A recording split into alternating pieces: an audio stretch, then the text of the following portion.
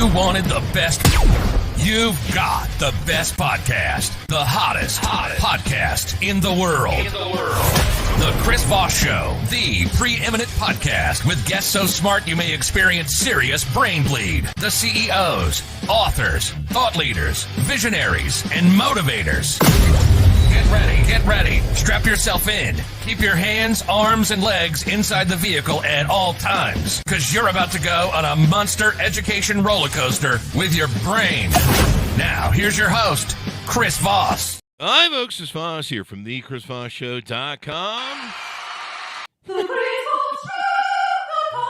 There you go. Well, she wanted some clapping before we went into it, so there you go. The Iron Lady makes it official when she says the singing. There you go.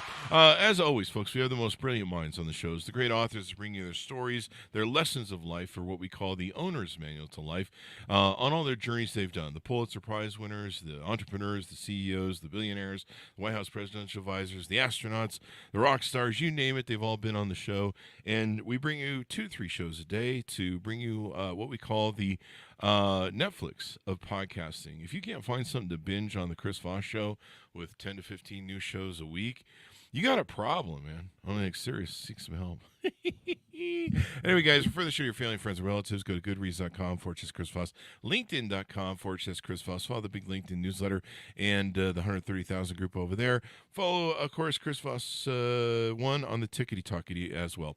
We have an amazing gentleman on the show. He's going to expand your mind and liberate your positivity. Liberate your positivity? Liberate your negativity. I don't know. He's going to make your mind better. A mind clearly need. See, that's why he's on the show, because I need all the help I can get on a Friday here. His new book is called Straight Out of the Trailer Park, which is, I think that's where I was born.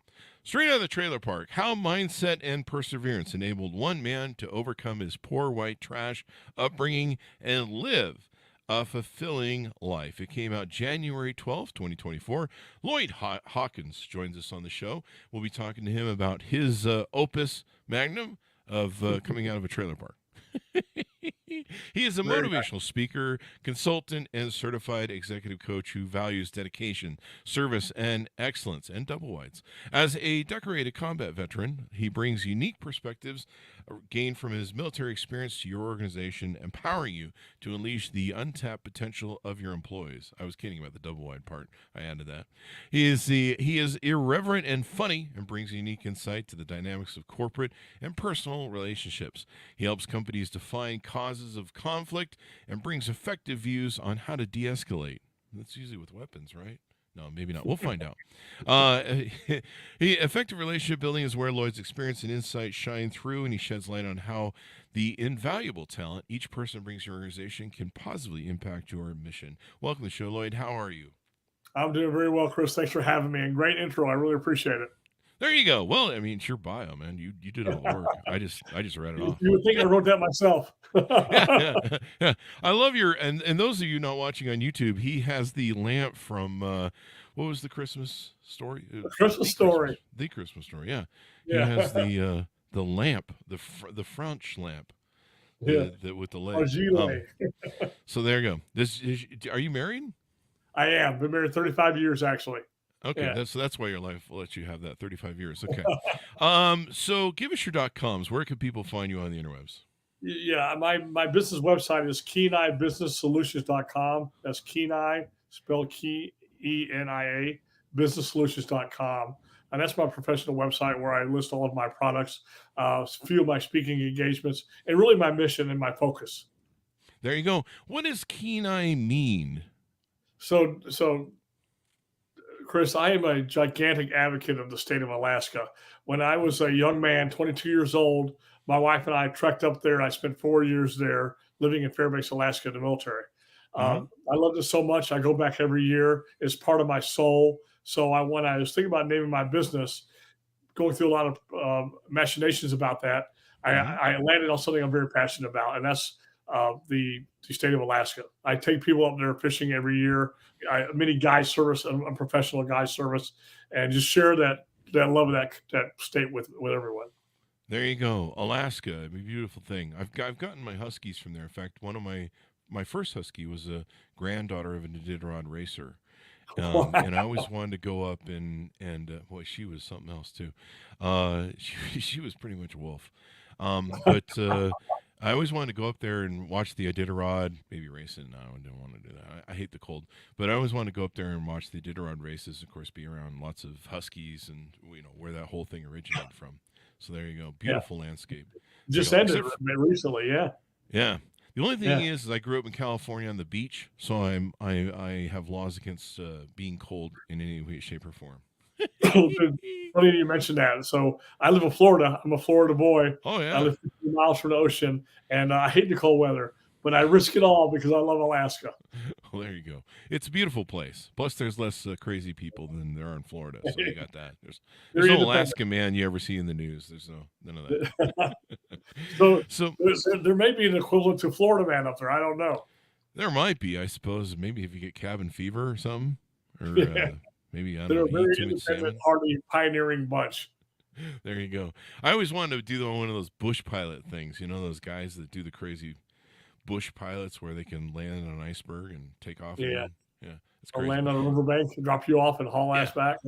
Yeah. So give us a 30,000 overview of your book straight out of the trailer park. Sure. So this book is all about resilience, and I spin it with stories of my life. I grew up extremely poor, single mother, been married multiple times. Most of my life, Chris, I never had not only a bed to sleep on, but not a room to sleep in. I slept on the couch. I had an older sister and a younger sister, and they took priority over any kind of living conditions in the trailer. So I wrote this book to talk a little bit about leadership, resiliency, and how to overcome obstacles, but also pepper it with stories of my life about how these challenges came up in front of me and how I overcame them, and what you can do, what everybody can do to change your life. Chris, I always tell everybody, if you work a little bit harder every day, you might not be where I am, might not be where Chris is, but you'll be better than you were yesterday. And that's what it's all about for me: continual learning and continual growth. And I think that everyone has that in them. They just got to focus on it. There you go. So you grew up in poverty, the only child of a single mother, and then you mentioned a lot of divorces. Was that your mom or you? My mother. I've only been married one time. I got married when I was 22, and people say, well, that's kind of early, but that was just 10 more years I got to spend with my wonderful wife, right? There you go. But my mother had been married 5 times, yes. Wow. There you go. 5 times. Yeah. Oh, I'm still working on my first divorce. Most of them were abusive relationships, Chris. She's been married here to her recent husband for the past 25 years, so I think that was going to stick. So. There you go. Well, 5 times charm, they say, I think, in marriage. So I'm still planning my first divorce. Usually my pickup line when I go into bars is, "Hey, honey, you want to be my first ex-wife?" So actually, that's the line they give me. Yeah, very good. They come look around the house and they're like, "You got some money, and can I be your first ex-wife?" I've heard that from a lot of models. So you go into the Army. Talk to us about this. I mean, were you a troubled child? Were you having issues because you didn't have a father in your life, as you talk about in the book? And the Army gave you some structure, or? Yeah, 100%, Chris. So, regardless of where you fall on the spectrum politically, there's no doubt in my mind that to have an effective relationship with your children, especially male children, is to have a male role model in the house, a strong male role model. And I never had that. I had abusive stepfathers that would, hit me and discipline me inappropriately. A lot of times because I ran my mouth, I had it coming, and but because of that, I had no real male leadership or even boundary setting. So when I dropped out of high school when I was 16, like an idiot, but then joined the Army a couple of years later, and that really gave me a lot of structure. But what it also gave me was the ability to see that I could succeed in a structured environment. So the military has certain schools you go to, certain obstacles you got to overcome, and when you meet those goals, it really gives you a lot of self-confidence. So it allowed me to have a structure, not only to put discipline around my life, but a structure to help me learn to win. Ah, there you go. And there's nothing like our military. We have one of the greatest militaries in the world, in part because of the way we structure leadership, the way the military structure in its hierarchy. We've had a lot of different people from West Point to people who have run battleships on the show and aircraft carriers and top people in the military. And I'm just always just extraordinarily amazed at the competency level of how our military teaches leadership. I mean, it really is, and it really I really didn't even understand it as much as I did until I saw the leadership structure of the Russian army in Ukraine, and you just see what a mess that is by having a completely different structure. Where if you cut one head off, the downline can't operate. Where ours is very different. And so the military is just so great at it, and it's one of the reasons we have the best military in the world, and hopefully we always will. Knock on wood. So there you go. So after you come out of the military, what happens then? After I left the military, or when I was in there? After you, Okay, well, so, if you got more to tell me about what sure. was in there, that we'd love to. Yeah, Hear. and let me expound on a couple points you made there. So first of all, I'm 58 years old, and I look back at these kids in the military now. You have a 24-year-old as a tank commander. I'm astounded how young these kids are, but they're so professional. And it's just amazing to me. They're babies, but they're still the best trained military in the world and best led military in the world. And what the Army teaches you specifically, it demands of you is to take leadership. It teaches you leadership, but it requires that you take it. If you don't take leadership, you'll be forced out. It is the best leadership program in the world as far as teaching and applying leadership. Mm-hmm. And then thirdly, you're right. You cut off the head of a Russian soldier's officer, the whole body dies. One of the things that the Germans said about the American military, why we were so dangerous, is because we would always fail to follow our own doctrine, which means we were very mobile and agile and lethal when it comes to doctrine, which means it doesn't matter what the book says, you do what works. The Russian military is the exact opposite, and so is the German military. But when I was in the Army, I was able to flourish. My second duty station, I was assigned to the 101st Airborne Division, and I got to go through some special schools. But putting that Screaming Eagle patch on your left shoulder, Chris, really means something. It meant something then, it means something today. And that really gave me a pathway to success. And then I went to a couple of units until I joined the 5th Special Forces Group, where I went to jump school and had some more special training. And I went to a school called SEER School, which stands for Survival, Evasion, Resistance, Escape. It's a POW camp. It teaches you if you get caught how to survive and how to survive with honor. That sounds like my first 10 marriages.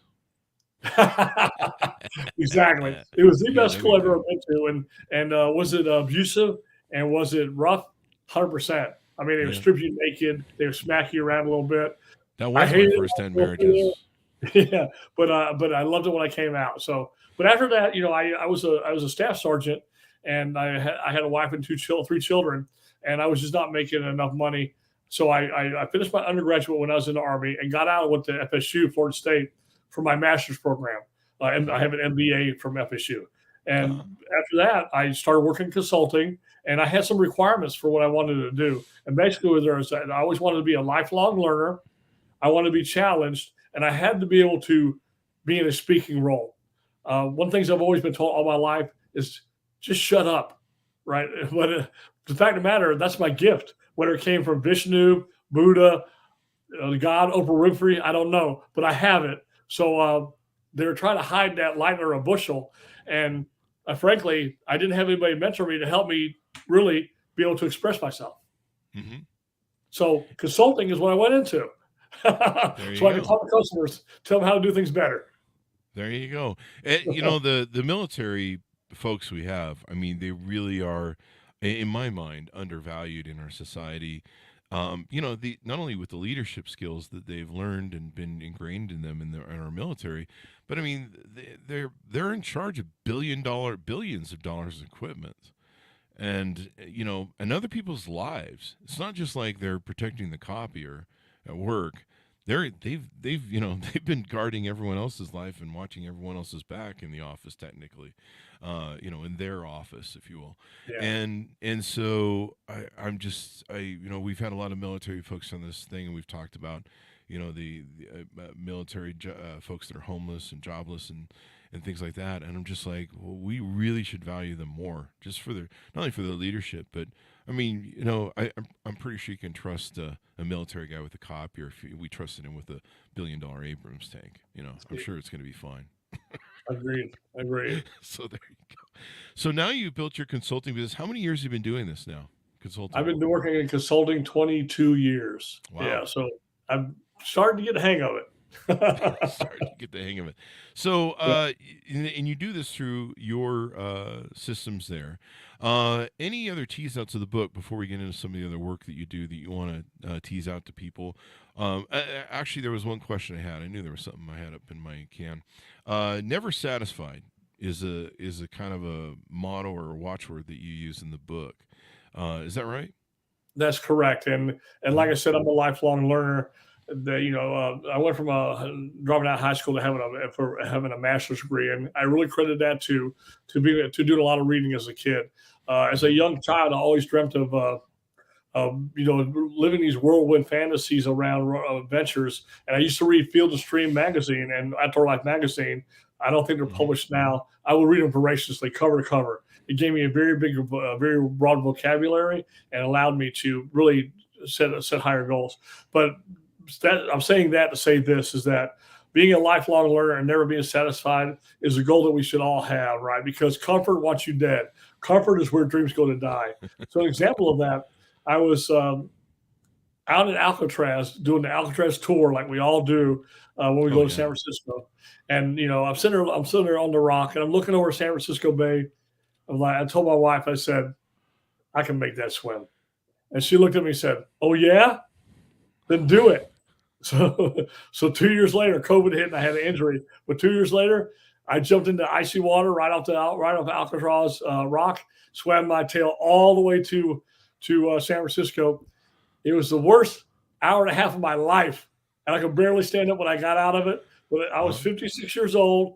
And again, never satisfied means putting stretch goals in front of yourself and then striving to meet them. There you go. The obstacle is the way through, as it were. I love 100%. that, but when you said 56, I'm 56. I just turned 56 in January, and I'm not even doing that. I might do some laps in the jacuzzi, but that's about it. We're not swimming Alcatraz. That is some cold ass water, and I think there's sharks too. If the water 61 degrees and it looks like a big bucket of iced tea. I looked at a video of where they drop you off right beside the rock. They don't put you on the rock; it's too dangerous. But I looked at a video of where they dropped you off in 2018 in the summertime, not during the swim. A white shark took a seal right where we jumped off. Right, so yeah, so there are sharks in the water, but again, nothing ventured, nothing gained. Right. There you go. Your wife must have a hell of a life insurance policy on you. That's all I gotta say. Dude, when you get to our age, you have a ton of stories. So I was skydiving a few years ago in 2018, and I had a parachute malfunction. I jumped out of 14,000 feet. I'm flying around. I pulled my parachute, and I have a malfunction. My wife said, maybe you shouldn't do that anymore. So she put the kibosh on that. So, oh, really? Yeah. So she gets her way with me. But again, always trying to have stretch goals, dude. I work out a lot. If you ask somebody, they may think I have a boring life because I work out a lot. I read a lot. I'm a black belt in Brazilian Jiu-Jitsu. And it's all about just accomplishing things and trying to stretch myself. There you go. And never be satisfied. It's very unlike that Rolling Stones song. You can't always get what you want, but you get what you need.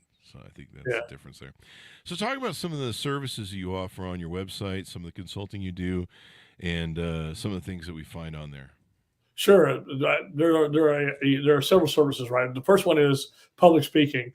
If anyone was interested in hearing an irreverent tale of a kid that grew up in a trailer park who had zero chance of success, zero outlook on being successful, I'd love to talk to you. It's 30 minutes, 45 minutes to an hour. It addresses not only my story, but leadership and communications with an organization. I can talk a little bit more about that in a second. The second thing is that I do executive one-on-one coaching for small businesses. I had a meeting at lunch today where a lady's doing a teaching website, and she had a bunch of questions around how to set up an organization, where to find a CFO, where to find a marketing director, things of that nature. So I advise small businesses on those things as well. And a lot of that brings me joy. I get more out of public speaking, Chris, than anything else because I love having an effect on people. I'm a natural entertainer. Maybe not be funny to some people, but I'm funny to myself, and that's all that matters. So that's my my love, and I do that out of love. Yeah. It's nice to monetize anything, but if you do something that you really love, the money will follow. There you go. I mean, that is really true because, finding something you love makes all the difference. It's not work anymore. It Yeah. just you tend to excel at it, and for years with all my companies, I was like, I like being the CEO, and I like being the innovator, and I like doing the stuff, but I don't like anything I do. And that made a real difference in my motivation. The companies did well, but when you're passionate about something, when you do something you love, where I would do this, you wouldn't have to pay me for it. When you can live that way, it makes all the difference in excelling and what you care about. I mean, it just really turns the key. And usually when I coach entrepreneurs, I tell them that find something you love to do. Don't do something that you think everyone else should do, and everyone's doing it because it's the in thing.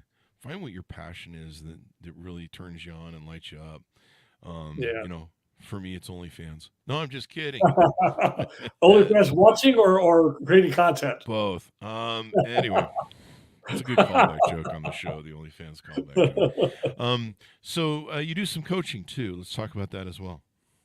Yeah. So I get a lot of customers who are struggling with interpersonal relationships. I am mainly more of a man-to-man coach, even though I do coach women as well about interpersonal relationships. I'm a strong believer in the male-female dynamic. And by the way, I have a daughter I love, and I would not want anyone to tell her she couldn't do anything because of her gender. But I do think there are specific roles, and again, adhere to those if you want or not. I don't care. It's my viewpoint, and I think it works. Let me give you an example, Chris. Is that most divorces at our age are initiated by women. 80% of divorces in America are initiated by women.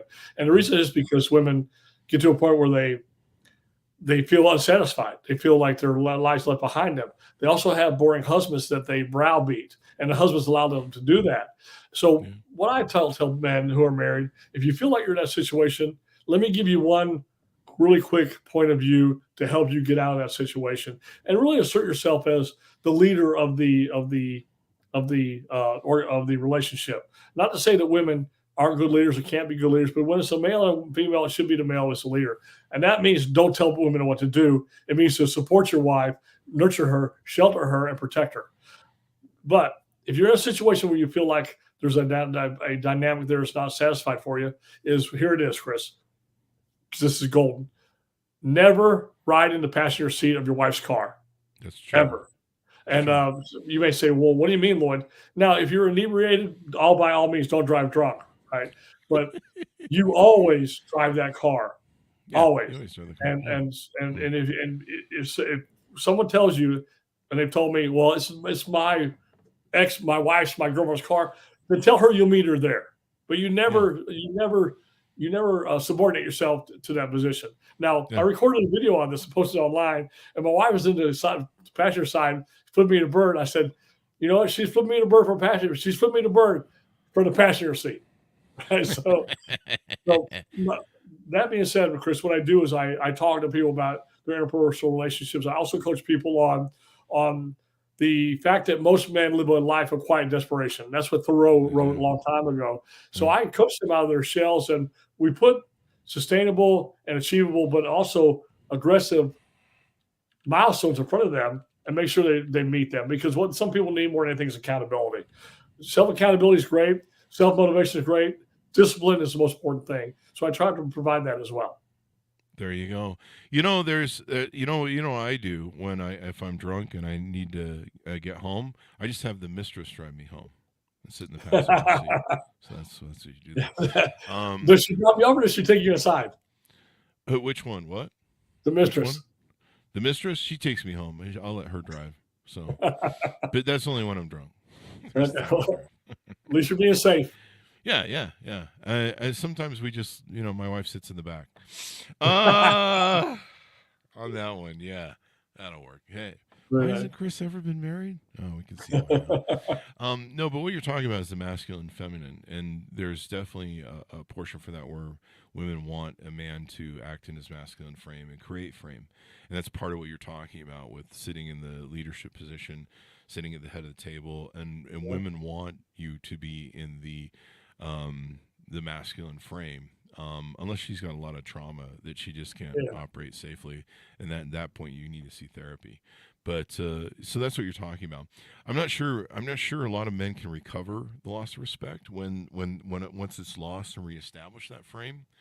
To my experience, once you've lost frame and you've lost respect, you're never going to get back from one. So I don't know. Maybe you find that you're able to coach people back into the leadership role.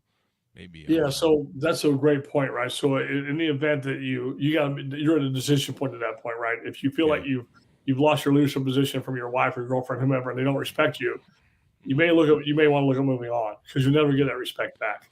Another example of that will be that, as studies have shown, that if a woman makes more than a man, the use of ED pills goes up 50%. If a woman makes $100,000 more than her husband, divorce rate's 90%. Right. So you'll lose frame very quickly that way. But if you feel like you've lost frame, you can't get it back. Yeah. And you can't live in that environment anymore. It's time to move on. I'm not advocating divorce for anybody. What I'm saying is men step up and lead when you need to. Make sure you're doing that. And again, you can do that incrementally. If you can't get a divorce, if you don't want to get a divorce, go to counseling, right? But men are so afraid of telling people how they feel. It's all about the woman's feeling. Well, I feel this way. I don't feel that way. No, a man never says, well, I don't feel appreciated, when they should. So it's very, very hard, like you said, to get that back once it's gone. And sometimes you can't. So you got to move on. But in the meantime, work on yourself. Definitely.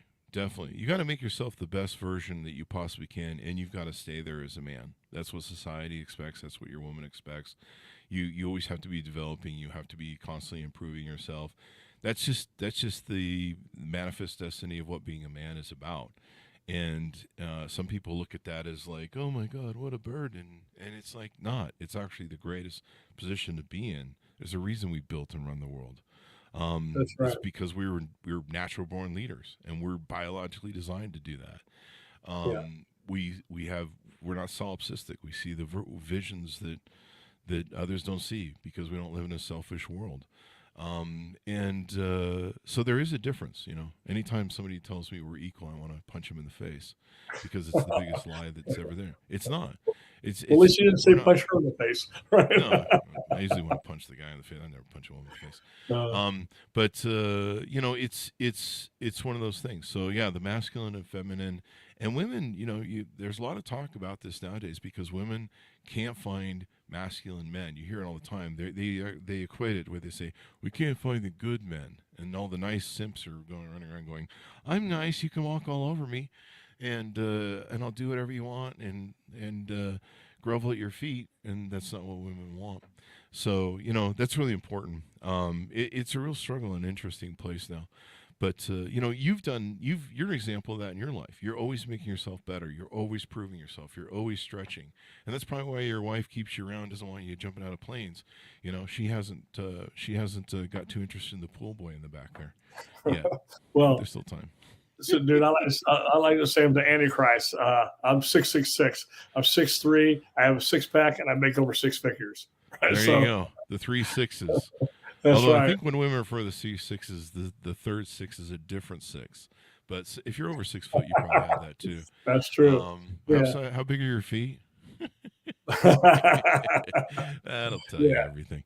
Yeah, but I should know. I'm 6'2" and 14-inch feet. So what do you find most people are struggling with? You consult with nowadays. What's some of the big topics that you find that when people come to you, they're just like, hey man, this is a real popular thing that people are trying to overcome?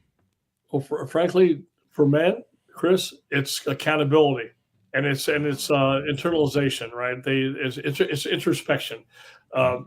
All the rest of it is icing on the cake. It's all smoke and mirrors.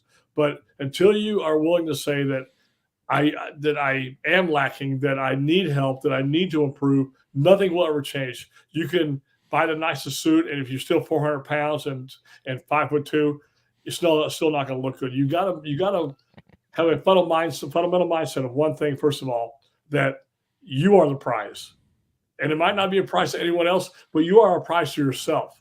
Mm-hmm. I have a friend of mine who struggles with this, and he always says, "I wish my wife loved me as much as you love yourself." And I reply always to him, why wouldn't I love myself? I should Yeah. be my best advocate. Now, like you said before, some people might think that's arrogant. It's not arrogant, it's the truth. So Mm-hmm. men struggle with the fact that they are lazy and don't want to admit that they can improve. I am 45 now. I have a wife. Even though she's domineering to me, I don't need to work out. I don't need to dress well. I don't need to read. I don't need to improve myself. And you're slowly killing yourself. Yeah. And the whole thing is they don't want to admit that they need this stuff. They say, well, I can't be like you, Loyd, or you're an arrogant jerk, whatever. But you know what though? Their wives all lust for me. So take it for what it is. So I've seen his DMs, ladies and gentlemen. I've seen the DMs of all the wives DMing Loyd. So there you go. Well, there was a famous philosopher I always like to quote, Chris. He said, if you look good, you play good. And if you play good, if you look good, you feel good. If you feel good, you play good. And if you play good, they pay good. That was Deion Sanders. Right? There you go. Well, Deion would know, man. He's a good-looking man. He kicks ass and takes names. Exactly. So I always tell everybody, work on yourself, lose some weight, buy decent fitting clothes, and when you stand up in front of people, you'll feel better about yourself. And frankly, we are all salespeople. We're selling something to each other or to ourselves. And mainly what we're selling is ourselves to the public. And why wouldn't you want to always put your best foot forward? Mm-hmm. Definitely. Yeah. I think a lot of men have gotten lost in the emotionalism that's been sold to them over the last 2 to 3 generations. And they talk about emotions. They emote emotions. And what's been lost is a man's value is what he gives to the world and society. And women are born into their value. They're pretty and cute, and everyone who likes them and loves them from the birth. Women, children, and pets get unconditional love. Men do not. And when I heard you say earlier, when the guy's like, "Well, I wish my wife would love me," blah blah blah. Hey, that's the way of the world. The only person who's going to love you as a man is yourself and your dog. So if you want love, and unconditional love, get a dog. That's why it's called man's best friend. This is the only thing in this world, except for maybe your mother, but even then she's going to kick your ass sometimes because she wants you to succeed and fulfill your manifest destiny as a man. And that's what we do. I mean, when you really think about it, a woman's born into her value. Her highest sexual market value is at 23. And for a man, we're worthless. I mean, 18 to 20, 18 to 30, we're pretty much worthless. I mean, we have to build something. Even old men come to you and go, "What do you know how to do?" "Nothing. I don't just graduate." "Well, what are you good at?" "Nothing." "Well, so why should we take you out hunting?" You've got to learn your way. And so you have to build yourself as a man. And the peak sexual dating market value of a man is, guess what age? 55. In his 50s. That's when we earn the most. That's when we're the most successful. That's when we've worked the hardest all of our life. We finally got our game down. We're at our top earning potential. Women are beauty resources. Men are women are beauty valued. Men are resource valued. So we're valued for how much we can earn, how much we can provide, how much we can give back to society, how much we can provide for a family, our children, et cetera, et cetera. That's what we're valued for. And hypergamy plays into that. You mentioned that once a man's wife starts earning more than him, 90% of the time she's going to file a divorce, especially if she's educated with a college degree. And the reason is her hypergamous nature goes, this man is not the best I can do because I earn more than him. And that's always going to kick in, that hypergamous nature. And women constantly ask themselves, is this the best I can do? And that's why you always have to improve yourself, like what you talk about as a man, because she needs to go, he's improving himself. He's making himself better. He is a good investment for me and my family. And it's all about propagation of the species crap when it comes down to it. It's always about getting the best DNA and the best propagation of the species, the best children, making sure the children have the best resources.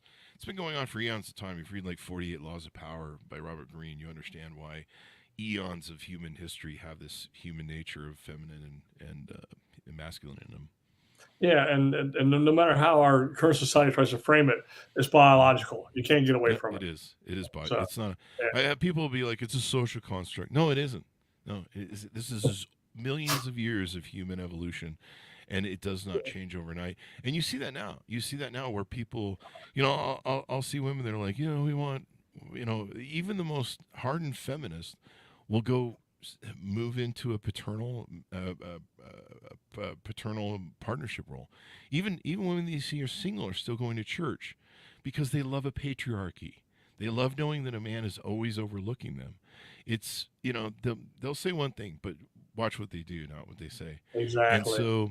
so really, people are always seeking leadership. They're always seeking a masculine patriarchy, whether you like it or not. They subscribe to it. I know women that are feminists, and guess what? They're married to a man who makes more than them and provides more. It's always kind of weird how that works out. Yeah, and and he sits in the driver's seat. yeah, and you notice there's no feminists on roofs. There's no feminist roofers Yeah, or no yeah. feminist bricklayers. Never see him in the sewers. Never see him on the back of the garbage trucks. It's always Yeah. interesting, the non-air conditioned jobs. And But by the way, Chris, that being said, I love women. They so are exquisite unicorns that I love everything about women. And I can yeah. tell you, any woman I meet, I can find something that I found attractive. But I also love myself, right? And and the way to have a great relationship with a woman is to be a man, and also, and I'm sure you know this, is to have the ability to walk away, because Exactly. Yeah. that's all you can do. Now, again, I've been married almost 36 years. My wife and I have had all kinds of ups and downs, but she understands her role. I understand my role, and it works out very, very well. Mm-hmm.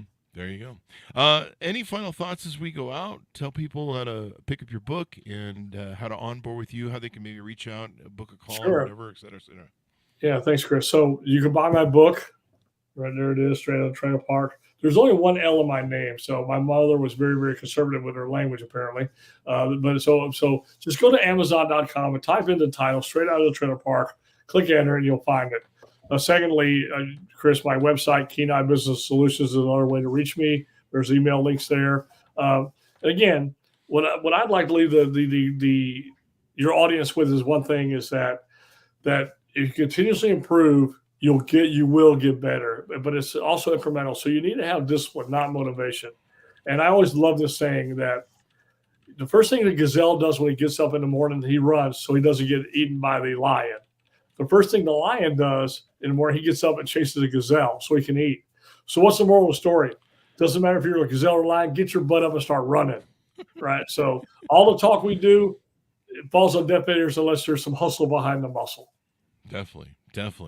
And there you go. So thank you very much, Loyd, for coming on the show. We really appreciate it. I'm glad to be here. There you go. Thanks, our audience, for tuning in. Order up the book wherever fine books are sold. Straight Out of the Trailer Park. How mindset and perseverance enabled one man to overcome his poor white trash upbringing and live a fulfilling life. Hopefully you can give some inspirations if you grew up without a father or mother in your home and you feel like you're missing some of that part. I love stories like this because they can give inspiration to people that need those role models. And of course, the military is just so great. Thanks for tuning in. Be good to each other. Stay safe. And we'll see you guys next time.